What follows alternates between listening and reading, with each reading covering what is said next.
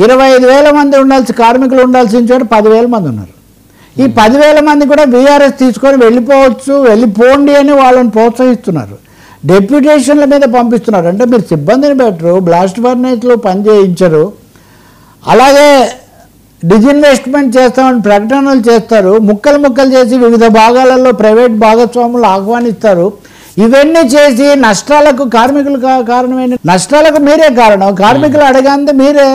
వాళ్ళు చెప్పింది ఎప్పుడు విన్నారు? ఉదాహరణకు పల్లా శ్రీనివాసులు గాజువాక శాసనసభ్యుడు కూడా ఆయన తెలుగుదేశం రాష్ట్ర నిరాదీక్ష ఎందుకు చేశాడండి?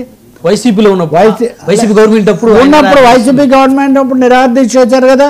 మరి ఈ కొద్ది రోజుల్లో ఏం మార్పు వచ్చిందని? ఏం మార్పు వచ్చింది? 12,000 ఇచ్చాం, 12,000 కోట్లు ఇచ్చాం, 11,000 కోట్లు కేటాయించారండి. అది అప్పా కాదు. అందులో 9,000 కోట్లే వచ్చిందండి. 2,000 కోట్లు బిగబట్టారు వేరే వాటి కింద. ఈ 9,000 కోట్లు జీతాలకు ఇవ్వకూడదు అని రూల్ పెట్టారు. రూల్ కూడా పెట్టారు.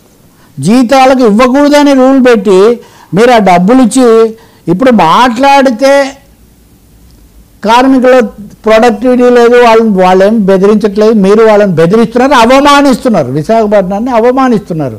మీరు ప్రతిపక్షంలో ఉంటేనేమో మీకు అది తప్పుగా కనిపిస్తుందా? ఎన్నిసార్లు చెప్పాలని అడుగుతున్నా. నేను అదే అడుగుతున్నా, కేంద్ర ప్రభుత్వము ఒక్కసారైనా ఇంతవరకు మేము ప్రైవేటైజేషన్ ఆపేసామని చెప్పిందా? పార్లమెంట్లో రేపు మళ్ళీ పార్లమెంట్ డిసెంబర్ 1 నుంచి చెప్పిస్తారా? చంద్రబాబు గారు నిజంగా ఆయన చెప్పేది నిజమైతే రేపు పార్లమెంట్లో ప్రైవేటైజేషన్ విరమించాము అని చెప్తారా?